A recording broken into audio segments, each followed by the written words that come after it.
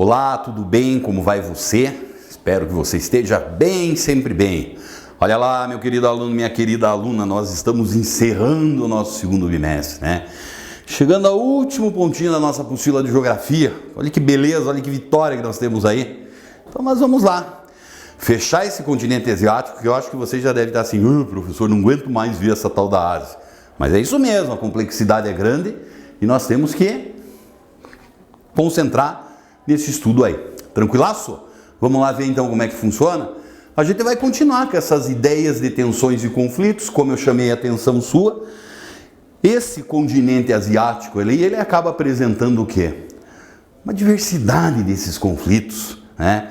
Ele tem essa característica, como a gente sabe, da grande extensão territorial. Então é claro que quanto maior é o território, a chance é muito maior de nós encontrarmos uma série de conflitos aí. Nós vamos fazer o quê? Acontece. Mas nós aí temos que estar por dentro como é que funcionam esses conflitos e quais são suas características. Relembrando você um pouquinho da nossa última aula, nós tratamos de ver o quê? Nós tratamos de dar uma olhadinha naqueles conflitos que começaram lá no Oriente Médio, né? Que sem sombra de dúvidas é um conflito muito pesado que nós temos, certo? O que acaba acontecendo aí? Acaba acontecendo que além disso vão existir outras regiões que elas também são muito conflituosas em toda essa aí. Primeiro, a China, né?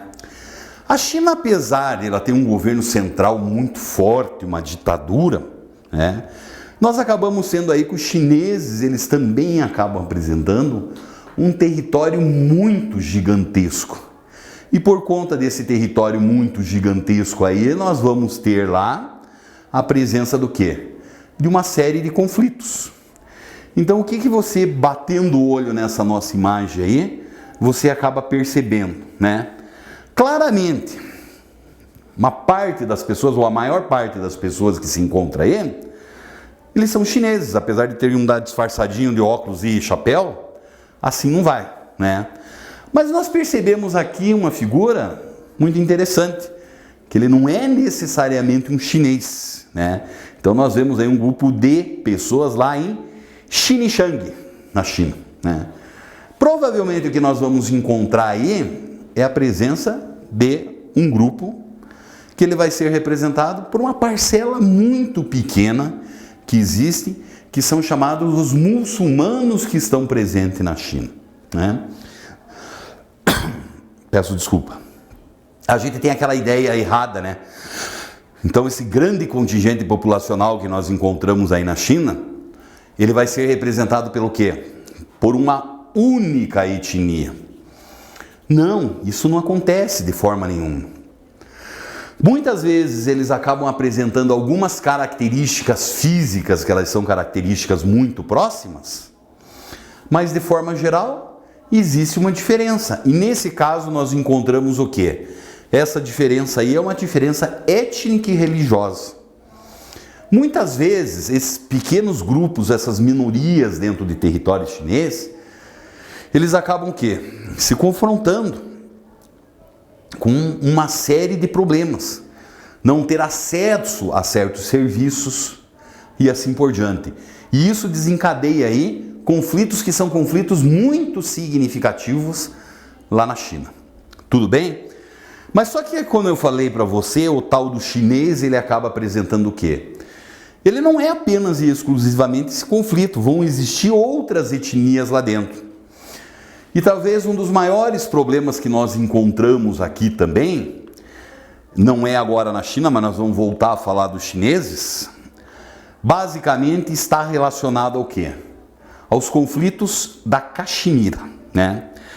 Então o que nós acabamos tendo nessa Caxemira aqui, ó? Nós acabamos tendo que ela é hoje uma região chinesa, certo? Onde nós acabamos encontrando o quê? Nós acabamos encontrando basicamente aí que num período de tempo muito longo acabou acontecendo o quê? Esse território todo que aparece aqui, né, do chinês e parte ainda do Paquistão, vai acabar acontecendo o quê? Isso era uma ex-colônia inglesa. Então essa ex-colônia inglesa, quando você tinha uma força central, um poder central, acabava ocorrendo o que com eles? Esses pequenos conflitos, por assim dizer, eles eram conflitos que não eram percebidos. Você tem um poder maior sobre todos eles, e esse poder maior sobre todos eles acabava fazendo o quê? Reprimindo essa moçada aí. Tá? Mas nesse período, a partir da Segunda Guerra Mundial, começaram a ocorrer algumas, vamos pensar assim, alguns movimentos populares lá na Índia, onde nós acabamos tendo o quê? Nós acabamos tendo justamente que eles conseguiram a sua independência.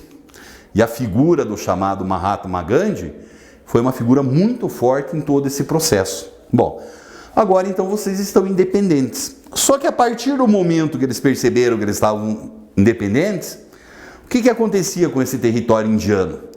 Ele também vai ter diversidades étnicas.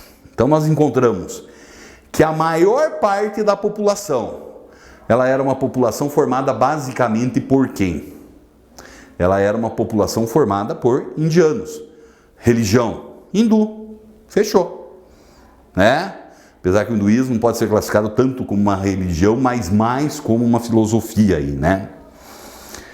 Mas essa região mais ao norte aqui, o que vai acabar acontecendo? Vai acabar acontecendo justamente que nós encontramos ali que existia uma parcela significativa de muçulmanos. Então, a galera foi lá e fez um acordão. Né? Essa região que vai se chamar Índia, ela acaba sendo o quê? Ali vão ficar os hindus. Surgiu o Paquistãozinho aqui do lado. O que vai acontecer com o Paquistão? O Paquistão é um novo país que surge ali, e esse novo país ele vai ser, por assim dizer, o território que foi destinado aos muçulmanos. Pronto, tá tudo resolvido legal, né? Mais ou menos. O que nós acabamos encontrando aqui, ó, né? Então nós acabamos encontrando que existe nessa região aqui, principalmente essa parte em vermelho que está aqui, que é uma área de conflito. Porque acabou acontecendo mais ou menos o seguinte: isso faz parte do território indiano. Só que por outro lado nós acabamos percebendo que o quê? Que a maior parte da população que ali se encontra, eles são de muçulmanos, certo? E daí? E daí o Paquistão reivindica essa área. Pô, se são muçulmanos que estão isso aí é território nosso. Então, é a disputa pela tal da Caxemira aí. Só que por outro lado, essa tal de Caxemira, nós acabamos tendo o quê? Ela é muito importante. Porque nós não devemos nos esquecer que nessa região aqui, nós vamos ter a nascente e o curso de importantes rios. E o que acontece com parte significativa da população indiana? Nós vamos encontrar que nessa região mais ao norte da Índia aqui, surgem justamente as grandes planícies sedimentares, a presença dos rios sagrados, e é ali que nós acabamos sendo o quê? A maior concentração populacional. Então, devido a isso, acaba acontecendo o quê? Acaba acontecendo que é uma área conflituosa, né? Uma região muito importante também, porque se nós formos imaginar aqui, ela é uma área muito povoada. Por aqui passava a antiga Rota da Seda, que já conversamos em aulas anteriores. Então, gerou um contingente populacional muito significativo. Então, esse é um conflito grande que nós encontramos aí na Ásia também. E voltando ainda à China, nós vamos ter esse outro probleminha, né? Relacionado o quê? Com o famoso Tibete. Né? Então o Tibete, basicamente, ele vai ser muitas vezes representado, esse país mais ao norte ali, pela presença do budismo. Né? É uma característica, ou talvez a grande característica que nós encontramos de toda essa região. Durante muitos anos, o tibetano, ele foi, por assim dizer, atacado por diferentes povos de diferentes regiões. Quando numa certa altura do campeonato, eles que eram muito próximos aos chineses, o que acabou acontecendo?